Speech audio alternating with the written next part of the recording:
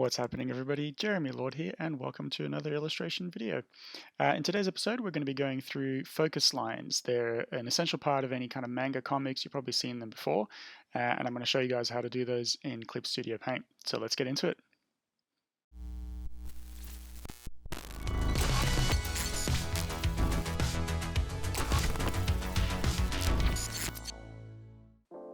Alright, so before I show you guys how to actually make these in Clip Studio Paint, it's probably a good idea to talk to you guys a little bit about what focus lines are for those of you who don't know. And if you've watched any anime or read any manga before, you've most certainly seen these, and they kind of look like this, right? So it's these lines that kind of express a sense of movement, really kind of focus your attention, which is why they're called focus lines. And if I turn this layer off here, you can see that they all kind of go to this one point that in this case is behind the main kind of object of this illustration, in which case this samurai geisha. But what you'll kind of notice is it really gives it a sense of kind of movement, like she's coming towards you.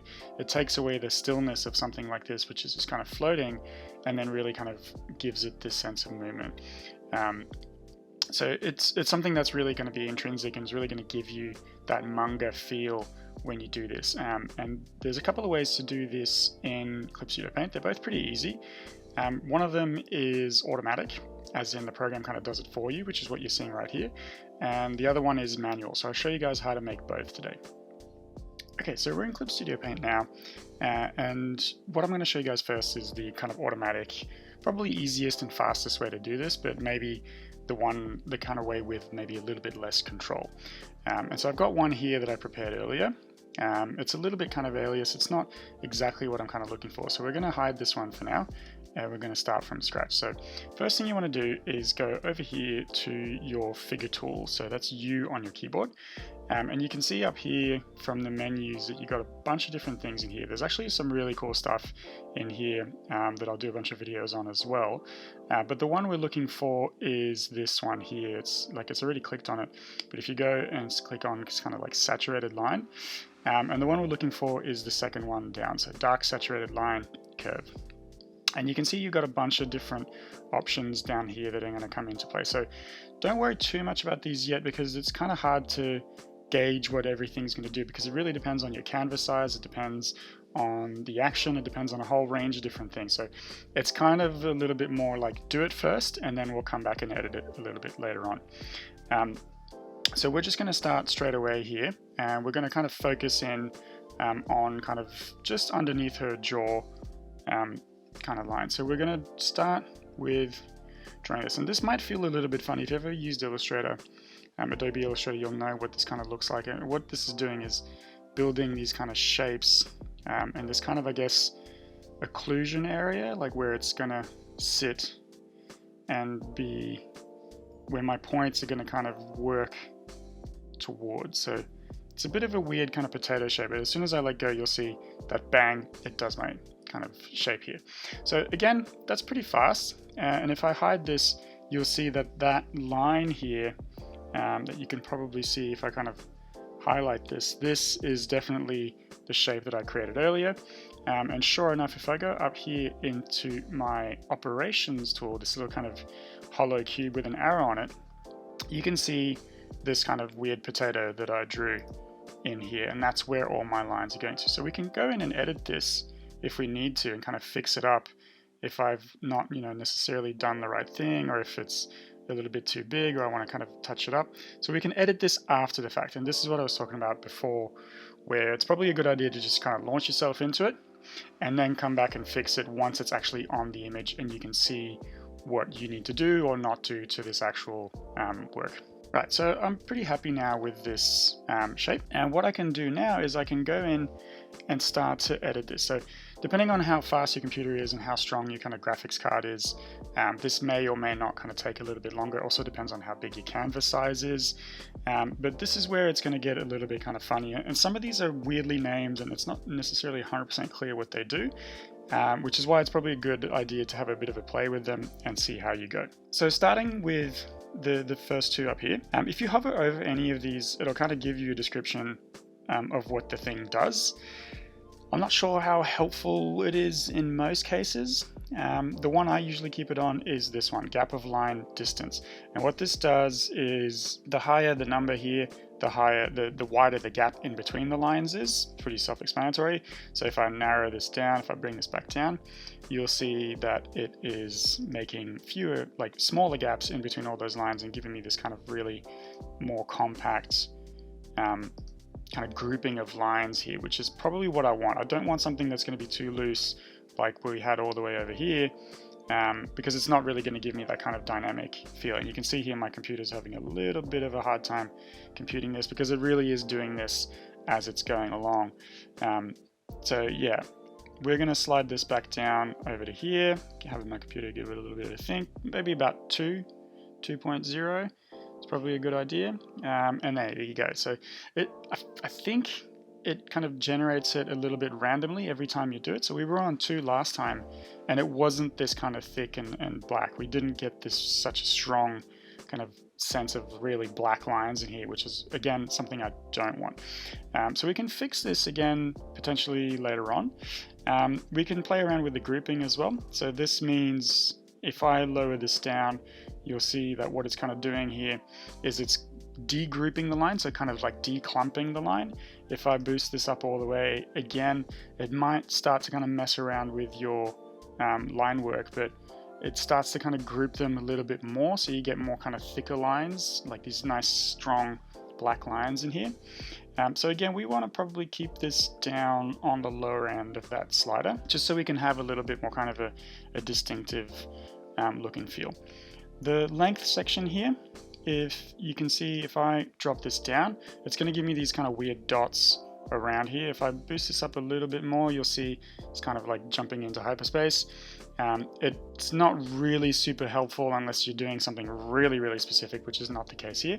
So we want to basically have this to a value where it goes outside of the page and it gives us our focus line. Now, if you go too big, what you'll notice is it'll start to thin the lines down. So what it's kind of doing here is it's assuming there's a kind of a width growth ratio on that line, if you will. And so if I make it a little bit shorter, the ends of my line as it reaches the edge of my canvas get a little bit thicker, as you can see.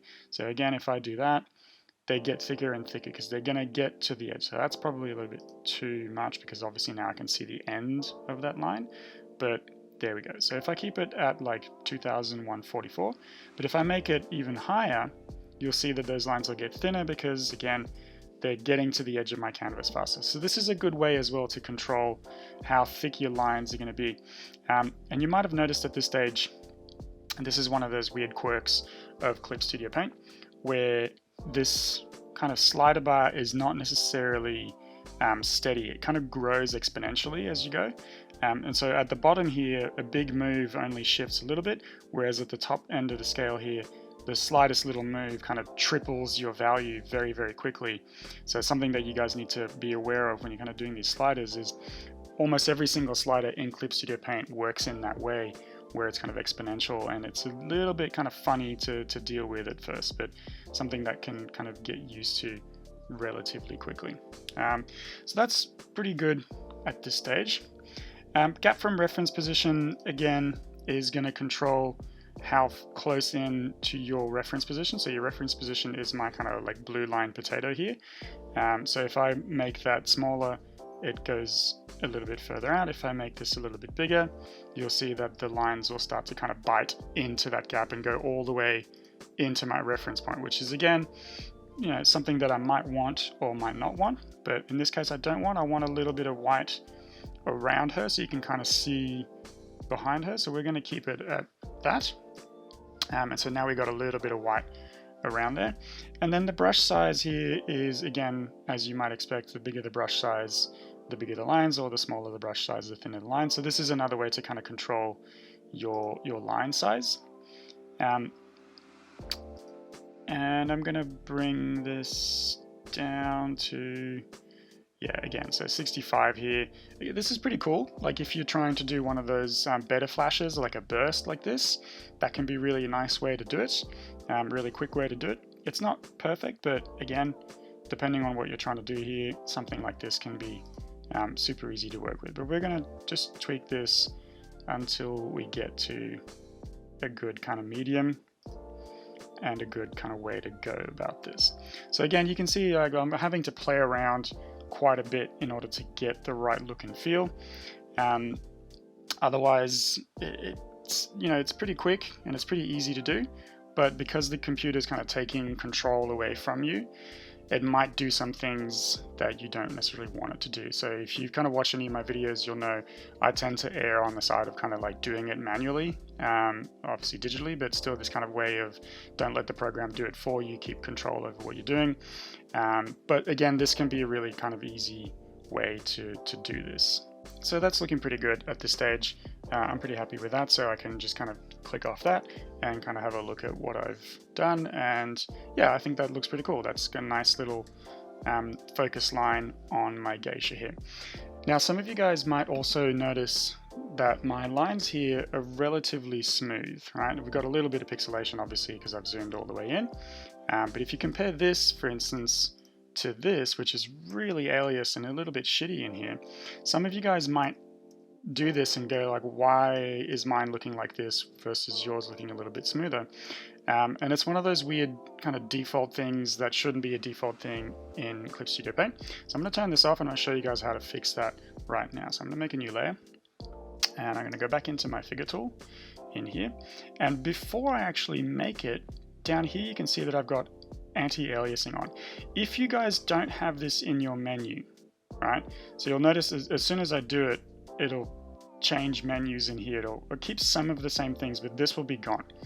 So if you guys don't see this at this stage before you actually make your focus lines, you need to go down here into the settings. So this little kind of spanner, click on this, and you go down to where it says anti-aliasing right here, and just make sure that the eyeball is ticked on. As you can see, as I tick it off, it goes on and off of my menu. So I can set it here, but I usually just kind of have that on. So by default, it's off, and it's actually set to the harshest, almost like pixel art aliasing levels. So you want to turn it on, and I usually keep it around sort of the fourth one, or the first one from the left kind of thing. Second one from the left, sorry. Sorry, second one from the right. I am an idiot. So yeah, so just make sure that that's on in there, or any other kind of settings that you want to add into this window. And as you can see, again, I'll do this real quick and you'll see that menu will disappear from my panel and I won't be able to tick it back on again.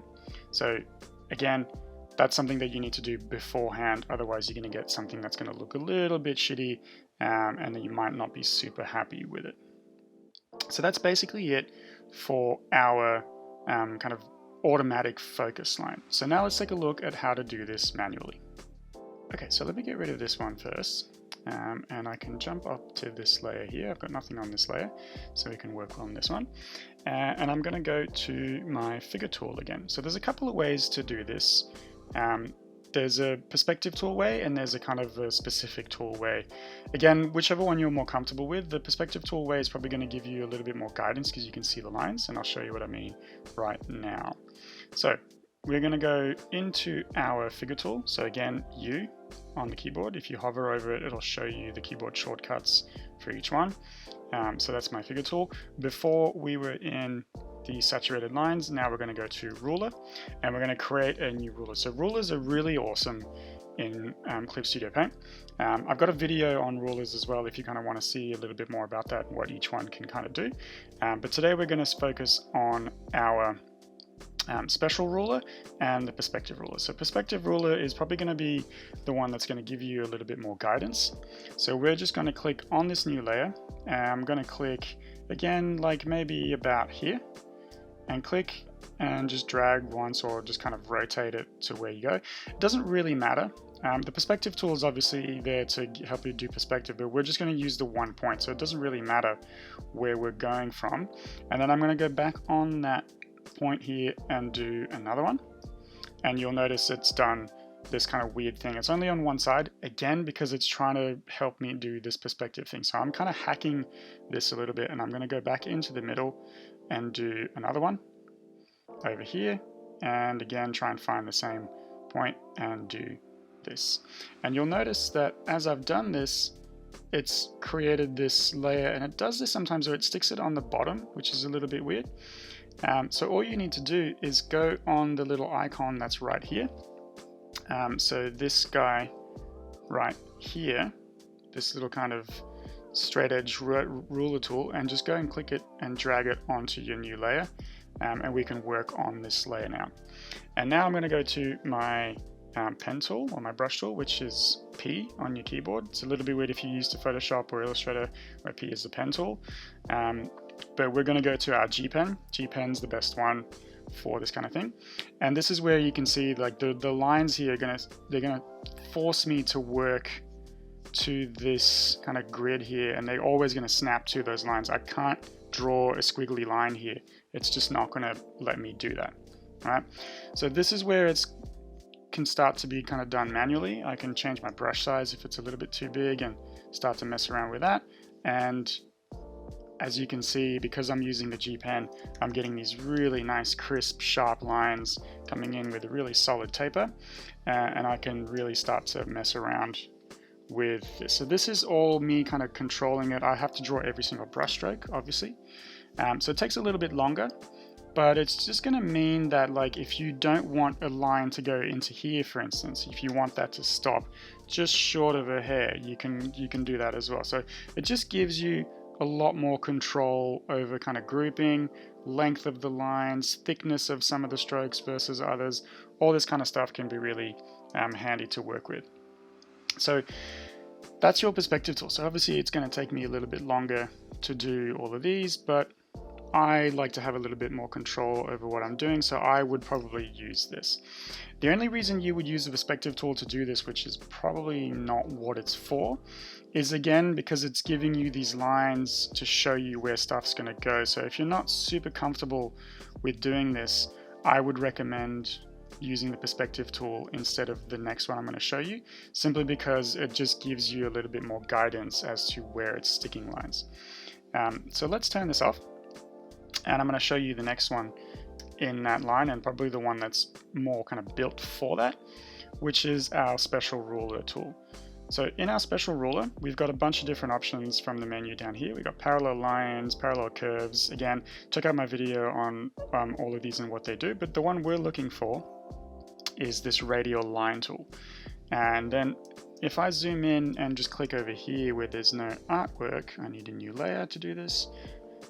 You see it's done this kind of little starburst thing, and that's the reason why I would not necessarily recommend doing this if you're not super comfortable with it, because all you're going to see is this little starburst, and you're really not going to see it, and you're not going to see kind of where you're going. Not that it tends to matter, because again, I'm forced to stick to that line. So this is a purpose-built kind of focus line tool that's going to allow you to do the same thing.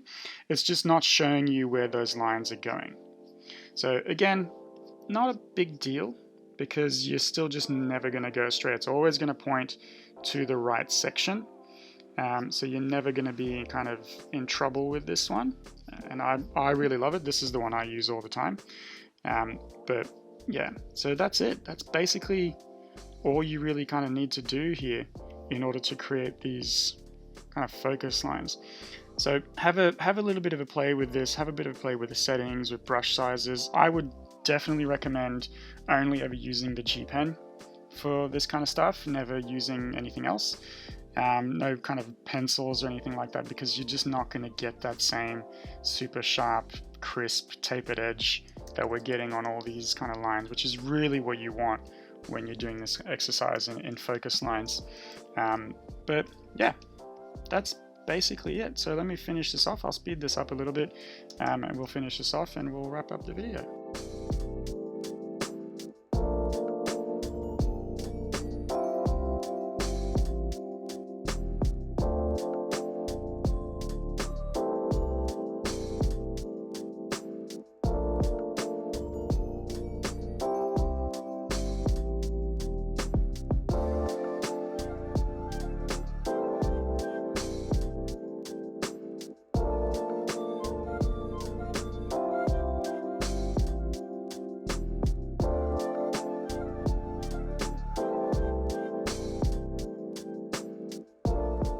And that is it for today's video, guys.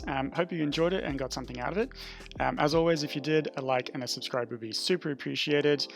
Big shout out to all the people who are already subscribed and commenting on my video. We just hit 1,000 subscribers.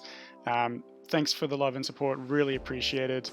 More content coming real soon. Until then, take care and we'll see you around.